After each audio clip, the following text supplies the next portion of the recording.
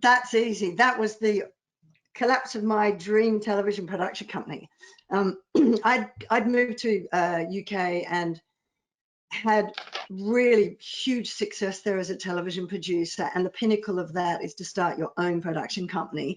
And I did that. Then the 2008 financial crash hit, and the entire industry just shut down, and it was awful. I mean, I felt so much shame, and I felt like the biggest failure on the planet.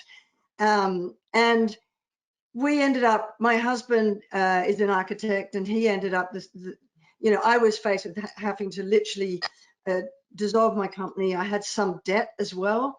My husband was told, we need you in China, because we'd lived in Hong Kong before. We need you in China. And he sort of felt that maybe if he didn't go, he might lose his job. And we had one son in an expensive American university and one son in an expensive public school. And we were like, oh my God, we're staring down the abyss. We're going to lose everything if we don't just, he get on his bike and go to Shanghai, and I just go and get a job. So we lived apart for 2 years, and it was really awful. And I ended up having to work in a company just to pay the bills and pay the debt that I hated. Like, I had no respect for this company. I hated this company. But, you know, what I learned from that was that life is a marathon, it's not a sprint. And you have these snapshot moments. And that snapshot moment was, I hate this company. I hate this program I'm making. My husband's halfway across the world. We only saw each other every couple of months. And it was like, it was awful. I felt like such a failure, and I felt so much shame that after all this success, people are probably looking at me like, oh, well, you know, one hit wonder sort of thing. Well, not quite like that. I was a lot more successful than that, but you know what I mean.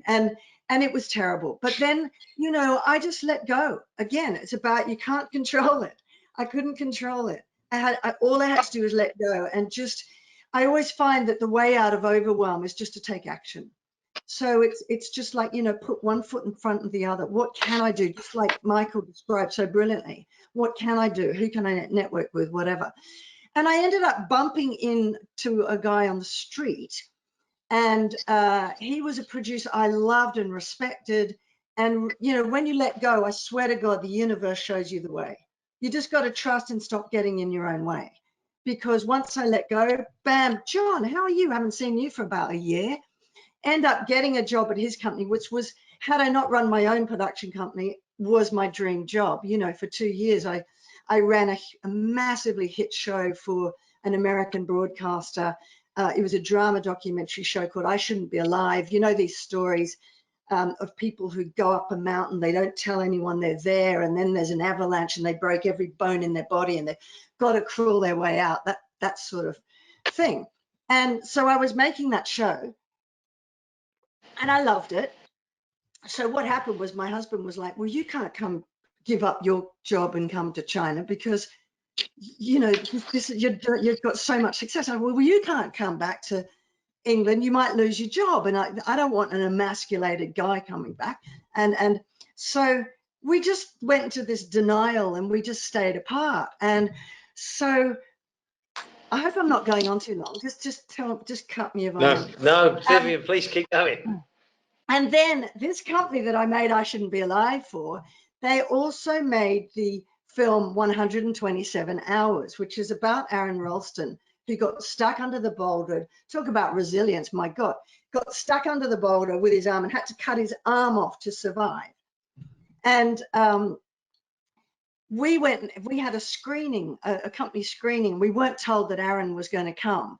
And he turns up at the end and we're like, oh my God. And I chatted to him afterwards. He's an incredible guy. And he said, when you are that close to death and nobody knows you're there and life is shit, excuse my French, sorry for anyone French, nothing matters on this planet but who you love. Actually, all the stuff that happens to you is meaningless. It's the people you love. And so I thought, what am I doing? You know, I've got the most incredible marriage now after the starter marriage was a disaster. And we're best mates. We're a team. We should be together. So I then found out when he was coming at Chinese New Year to the UK, didn't tell him, but booked my flight to go back with him. And I went back, and I honestly thought that I'd given up my entire television career, because I thought, how am I going to make documentary series from Shanghai? But again, I just let it go. And one of the broadcasters just rang and said, you know what, can you make this show out of Asia for us? And I went, sure.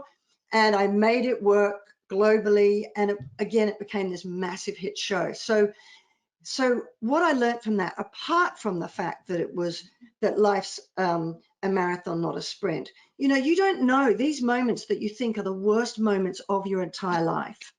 And we honestly thought this was pretty bad, almost losing our house, and we would have had to take our kids out of school and all that sort of stuff. But when you look back at this marathon, you realize that was just mile 18. You just hit a wall. And if you really look back, what you don't realize is some of these moments in your life that are the greatest challenges can actually turn out to be the secret opportunities that you only find out later with a sliding door moment that changed your life. And so when I look back now, I'm back in Hong Kong, where I love. Our children grew up here. What's happened is I ended up getting a bit bored of television. So I just thought, well, I don't know anything else. I'm going to tell my own story. That's the only other thing I know how to do.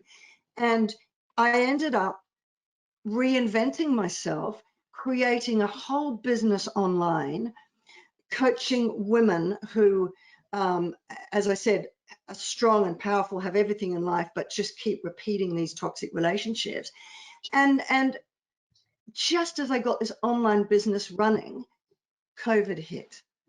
So I would never have done that if I'd still been in England, my company would have, if it didn't collapse the first time, would have collapsed now.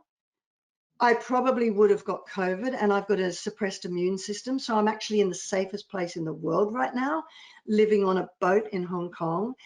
And my husband, who was, you know, told you've got to go to China, has steered that company through not just COVID, and incredibly navigated their way through COVID, and brilliantly so, through other challenges. And now he's like one of the star boys of the company. You know, he really is so successful now. And so we look back on that and think, wow, isn't that incredible? You know, it's just the marathon. So what I say to anybody who's facing challenges is just add the words, you know, I don't know where it's going to lead. What if it's possible that this is going to be the door that opens to the most exciting adventure of my life? And then just enjoy the ride, because it will make sense later.